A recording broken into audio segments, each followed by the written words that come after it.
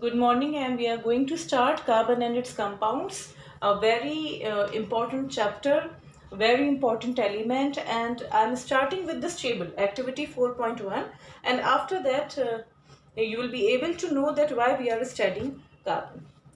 So, we are studying carbon. There is a table activity 4.1 in which what you need to do is to make a list of at least 10 items which you have used since morning, and like things made of metal, things made of glass, clay and other materials. Means except glass, clay or ceramics or metals, other materials that you have used are going to be listed in the last column in others. So things made of metals, the list could vary obviously. If I am writing that the thing that you have used, say if you have used, like you could have used mug made up of metal. You could have used we sold obviously very much dependent on metals for cooking utensils, so cooking utensils are also made up of what? Most of the cooking utensils are made up of metal because the metals are good conductors of heat, we know very well. Things made of glass or clay or ceramics, again इसमें ऐसा है कि अगर आप suppose करिए आप मग metal का मग use कर रहे हैं तो ऐसा भी हो सकता है कि आप ग्लास का मग यूज कर रहे हो, ठीक है।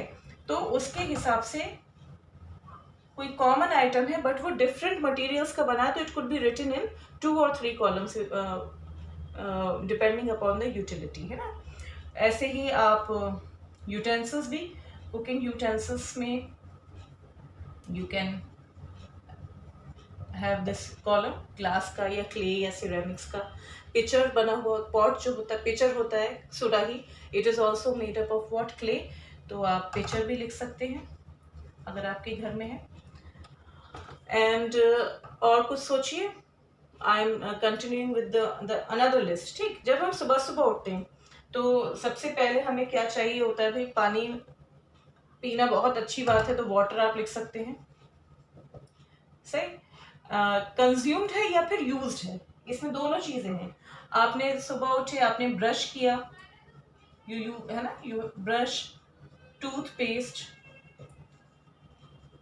ये अदर्स में आएगा। And what else? Soap, face wash, ठीक, face wash, soap for bathing, face wash, detergent for washing clothes, washing utensils also। और फिर उसके बाद ऑब्वियसली न्यूज़पेपर, पढ़ने का शौक होगा तो न्यूज़पेपर। और आप क्या यूज़ कर सकते? बुक्स, बुक से तो अभी आप बच ही नहीं सकते बिल्कुल, इजंट इट। अब खाने की बात पे आते हैं भाई, ये तो सब हमारा ये सारे आइटम्स हो गए जो हमने सुबह उठने के बाद हमने यूज़ करे। आपने टी पी होगी, ठीक, टी नहीं तो मिल्क कंज्यूम किया होगा, ब्रेड खाया होगा, butter, bread, butter, milk, eggs, juices, बहुत सारी चीज़ें हैं। Means there are many things, है ना, दैट कुड बी लिस्टेड। 10 से ज़्यादा ही हो गए आई थिंक। तो इसमें आप कुछ भी लिख सकते हैं। बटर लिख सकते हैं, खाना बनाने के लिए ऑयल यूज़ किया आपने, आपने शुगर यूज़ करी, आपने जूस पिया अगर, ठीक, फ्रूट्स खाए या सैंडविच बनाया with the help of obviously vegetables, bread ली, ये सब ब्रेड। सो ये लिस्ट हम क्यों बना रहे हैं? इतनी लंबी लिस्ट ही होगी और the list is obviously endless and it could vary from person to person. तो आप इसमें देखिए, मेटल्स, ग्लास, क्ले, सिरेमिक्स, है ना, थोड़ा हमारी लिस्ट बहुत ही शॉर्ट हो गई इस उसमें।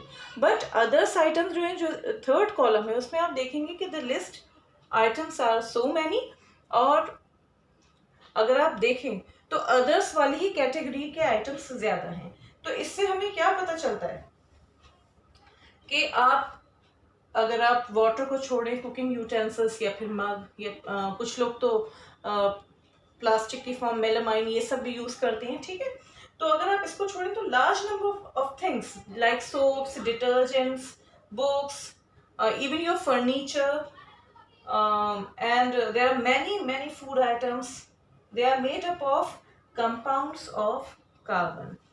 तो समझ में आया? These items, the third column हमें क्या बता रहा है? That most of the compounds that have been listed are made up of carbon. सही है. So that is why we are studying that most of the things that we use or consume, they are made up of carbon, and that is the reason why we are studying carbon. Now let's come to the main point. ये इतना आपके लिए sufficient है, I think, कि आप समझ सकते हैं. Carbon, first of all we know that carbon, हमें पता कैसे चलेगा? If you will burn something and it contains carbon, so what will happen? Carbon dioxide will be released on burning. जिस भी कंपाउंड में कार्बन होगा तो वो रिएक्ट करेगा with oxygen and will form what?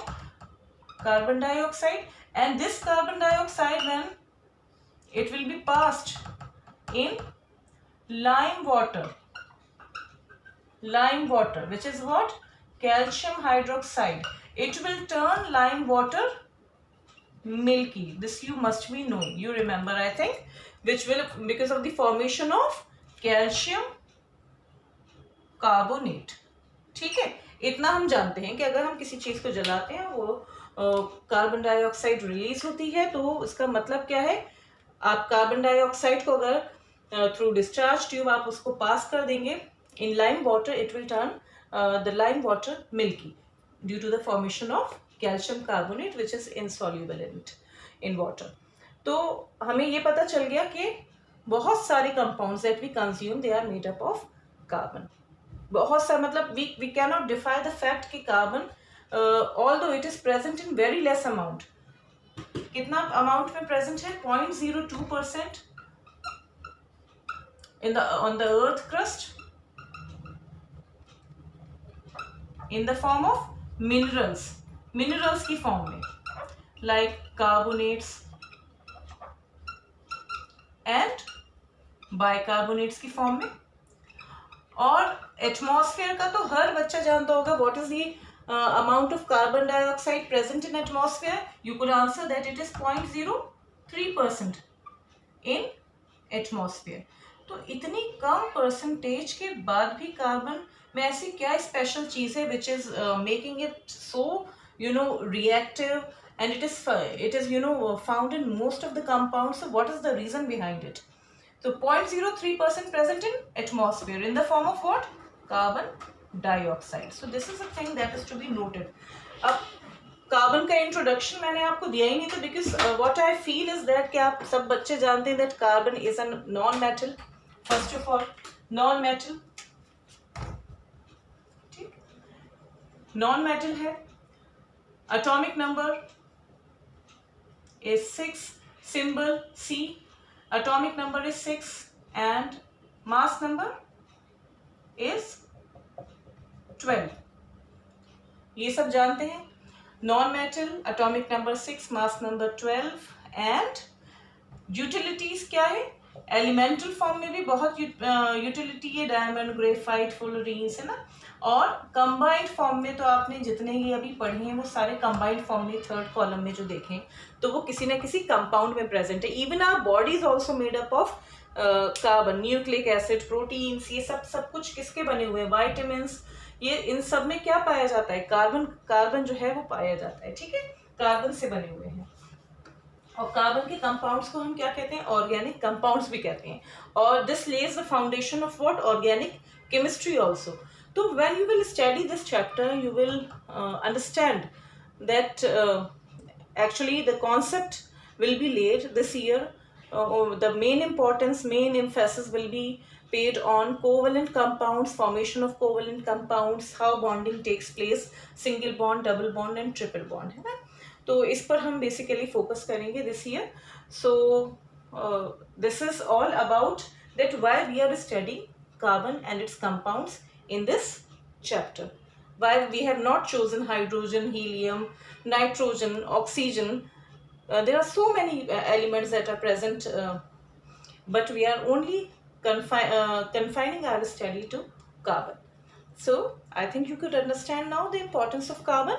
Now the next topic that I will deal with is what? Bonding in carbon or the covalent bond. And first of all, I would like to discuss In part 2, what I meant to discuss is the properties of covalent compounds. ठीक है, तो covalent compound पढ़ेंगे और उसके बाद हम comparison करेंगे.